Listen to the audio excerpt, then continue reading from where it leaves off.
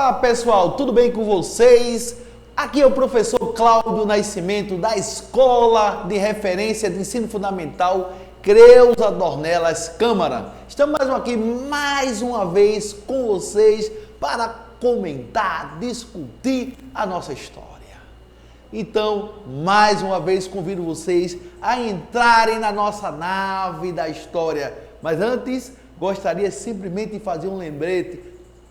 É importante que vocês mantenham todo o cuidado, porque a pandemia ainda está alta. Então nós devemos, na realidade, usar máscara, usar álcool gel nas mãos, tá certo? Tomar todos os cuidados que forem necessários, tá certo? Então vamos lá, pessoal, com a nossa aula de história de hoje, onde nós pretendemos estudar o quê? Tempo, períodos e eras da história. Eita! Tempo, períodos e eras da história. Para vocês do 6º ano do ensino fundamental, trago este tema brilhante, sensacional, maravilhoso para vocês aprenderem, discutirem, tá certo? Na aula do professor Cláudio Nascimento. Queres ou não queres? Então sejam bem-vindos à nossa, e bem-vindas, né? A nossa nave da história. Fique à vontade, entre na nossa nave e vamos estudar. Então vamos lá, pessoal. Tempo e suas representações, não é isso? Então, nosso desafio hoje é discutir tempo e suas representações.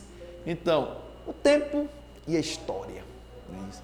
Uma grande discussão, tempo e história. Então, a percepção do tempo torna-se o que é essencial para a compreensão do processo histórico, né? Então, tendo em vista que a história, ela se serve de quê? A todo momento, dessa noção para fazer compreender. Então você que está em casa nesse exato momento, preste atenção. É necessário que vocês saibam que a contagem do tempo se transforma conforme o quê? As mudanças, né? E a evolução da sociedade, né? As populações primitivas, elas possuíam como referência os ciclos da natureza, suas crenças, né, em deuses, hábitos e costumes, como períodos da colheita, não é isso, e caça, para poder estabelecer no tempo. Veja que coisa, essa relação entre o tempo e a história, né? Então, como é que a gente vai contar o tempo, né? Então, forma de contar o tempo. Como é que nós contamos o tempo? Você que está em casa, nesse exato momento, assistindo a nossa aula do EducaPE, um programa feito para você, né, pela Secretaria de Educação do Estado de Pernambuco, se preocupando com vocês mais uma vez. Então vamos lá, formas de contar o tempo. Como é que nós contamos o tempo? Então existem 3 formas de contar o tempo na história. Então nós temos o tempo cronológico. Então, cronologia, professor? Tempo cronológico? Através de quê? Através de relógios e calendários, né? Então a gente vai fazer a medição do tempo, né? Contar o tempo através de calendários e relógios. Tempos, né? O tempo geológico, baseando-se nas alterações da crosta terrestre sofridas ao longo dos anos, né? E o tempo histórico, baseado nas mudanças que ocorrem na sociedade. Então, como vocês acabaram de verem nesse exato momento, existem 3 formas de contar o tempo, né? Então, na realidade, o tempo cronológico, o tempo simplesmente geológico e o tempo, na realidade, histórico. Então, os escritores históricos do passado, né, só buscavam registrar, né? Registrar os fatos que, segundo eles, mereciam ser lembrados na história. É isso. Correspondia às guerras, correspondia às grandes guerras, né? Aos seus vencedores, né? E aos descobridores ou descobrimentos científicos, né? Que foram significativos, né? Para esses povos ao longo do tempo. Então, na realidade, como vocês acabaram de ver aí na nossa tela, aí que eu coloco para vocês, então nós temos as 3 formas de contar o tempo, nós vimos agora que os escritores históricos do passado, eles tinham na realidade o quê? Buscavam registrar os fatos dos vencedores, né? Então, mas o que a história estuda, meus prezados, minhas prezadas do ensino, né, do 6º ano? O que a história estuda? Eu vou simplesmente mergulhar agora, simplesmente, eu vou relaxar na nossa nave e vou deixar vocês à vontade, mas para se questionarem agora e se perguntarem o que a história estuda. Que pergunta significativa. Professor Cláudio Nascimento, a história, ela estuda justamente os processos de mudanças ocorridas nas sociedades, né? Então, na realidade, inclui-se aí o quê? As mudanças, né, no campo da comunicação, da moda, da alimentação, da construção, de moradia, né, de lazer, entre outras, né? Então, a história vai simplesmente buscar resgatar, discutir esses processos de mudanças ocorridas dentro da nossa sociedade, né? Então, mas a história não estuda apenas as mudanças, né? Estuda também as permanências, ou seja, aquilo que, mesmo com o passar dos anos, não mudou, ou mudou pouco. Exemplo disso, professor Cláudio Nascimento, são as construções presentes em algumas cidades brasileiras. Como? Exemplo, professor. Então, simplesmente, o professor Cláudio diz o seguinte: Ouro Preto, São Luís, Olinda, eternamente amada, nossa Olinda, Goiás e Salvador. Então, repare que elas são muito antigas, né? Foram construídas há muito tempo, né? Há muito tempo e preservadas até hoje, né? Até hoje. Por exemplo, quem for lá, né, no Mercado da Ribeira, em frente ao Mercado da Ribeira, na Cidade Alta, tem lá aquela ruína onde foi dado o primeiro grito de república. Eita, tá lá, né? Então, quem puder ir a Olinda, né? Então vá lá em frente ao Mercado da Ribeira. Então, as permanências também podem ser percebidas nas brincadeiras antigas que continuam, né, sendo praticadas hoje. Exemplo, pular corda, né? Brincar de peteca, né? De boneca, de caminho, né? Ou de carrinho, né? De esconde-esconde, né?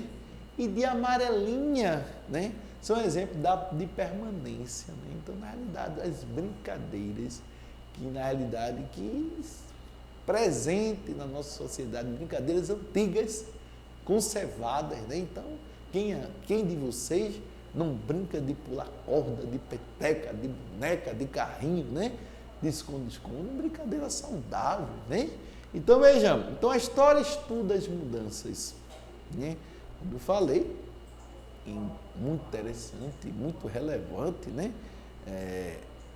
Como as permanências, procura perceber o modo como as pessoas viviam nos tempos antigos, né? E como elas vivem hoje. Então, como é que o homem vivia, né, na antiguidade, na Idade Média, na Idade Moderna e hoje, né? Ou seja, a história estuda o tempo passado e também o presente, né? Por isso posso dizer, né, que a história é o estudo dos seres humanos no tempo e tão prezados e prezadas que estão nesse exato momento assistindo essa aula maravilhosa do EducaPR. Então, prestem atenção da importância de se estudar uma história, né? Da importância da história. Então, aí vem o tempo para escrever história. Os seres humanos tiveram de resolver o problema de situar os acontecimentos do tempo. Claro, tem que situar. Então, Então, por isso, ao longo do tempo, né, criaram diferentes calendários. Isto é, modos de contar e dividir o tempo. Né? Modo de contar e dividir o tempo para dar início à contagem do tempo. Então, para cada povo escolheu, né, uma data que é importante para ele. Então, observe aí que cada povo, né, escolheram, ou cada povos escolheram, né, uma data específica e tem um calendário diferente. Por exemplo, então vocês têm aí, na tela aí, conforme a tela, os judeus, por exemplo, começam a contar o tempo a partir da criação do mundo, que para eles se deu quando? No ano de 3.760, antes do nascimento do Cristo. Já os cristãos escolheram que o nascimento, né? O nascimento de Cristo, para dar início à contagem do tempo. Por isso, o ano 2020, para os cristãos, corresponde ao ano de 1441 para os muçulmanos e 5.780 para os judeus. Já os muçulmanos contam o tempo a partir de quê? Da ida do fundador da sua religião, Maomé, né? Da cidade de Meca para Medina, é isso, na atual Arábia Saudita. Né? Então, esse fato ocorreu no ano de 622 depois de Cristo. Né? Então, vocês têm aí um exemplo do tempo narrado, contado, né, pelos judeus, pelos cristãos e pelos muçulmanos. Que coisa bacana que vocês só vê aonde? Na aula do professor Cláudio Nascimento, no Educa PE, tá certo? Então, calendário cristão, né, é o mais usado no Brasil, contamos com o tempo, né, a partir do nascimento de Cristo, né, para nós, portanto, aos fatos ocorridos antes e depois de Cristo, né? No caso dos acontecimentos anteriores ao nascimento de Cristo, né? Ao lado da data colocamos o quê? A abreviatura. Que abreviatura? Se o acontecimento ocorreu antes de Cristo. Então vocês irão colocar AC antes de Cristo, né? Então, exemplo, pessoal, os seres humanos aprenderam a produzir o fogo, né, por volta, simplesmente, 10 mil anos antes de Cristo. Já a penicilina, né, isso, foi descoberta em 1928. Né? Isso quer dizer que, quando se realizou isso, essa importante descoberta, tenha-se passado 1928 anos do nascimento de Cristo. Né? Então, na realidade, é o nosso calendário cristão. Né? Então, vocês vão usar o quê? Qual é o marco? O nascimento de Cristo. Né? Então, ao escrever a data, fatos ocorridos depois de Cristo, não é necessário colocar a abreviatura DC. Coloca-se apenas um ano, né? Então, o nosso calendário, ele divide, né, o tempo em dia, mês, ano, década, né, século e milênio. Né? Então, assim dizer que estamos em 2022 ou 2020, significa que já assim passaram 2 milênios, né? 2 milênios. Então, e 20 anos no caso de 2020 e no caso de 2022, 22 anos. Né? Então, na realidade do nascimento de Cristo. Né? Então, o século é uma unidade de tempo utilizada. Então, agora nós vamos ver o tempo histórico. Eita, você que está em casa agora está perguntando ao professor Cláudio Nascimento, vai falar do tempo histórico, né? Essa narrativa, né? Então, como se vê o tempo cronológico, criado pelos seres humanos, é o resultado de uma conversão, isto é, de acordos entre eles, mas historiadores não se interessam. Apenas situar os acontecimentos no tempo. Interessam-se também pelas mudanças, permanências que ocorreram ou ocorrem, né, nas sociedades humanas, né, ao longo do tempo. Então, esse tempo relacionado às mudanças, permanência na trajetória dos seres humanos na Terra é chamado de tempo histórico, né? Então, são tempos dos acontecimentos, né? Tempo do acontecimento, então você vai ficar aqui, vai marcar, né? Então, no ano, simplesmente, 2020, né?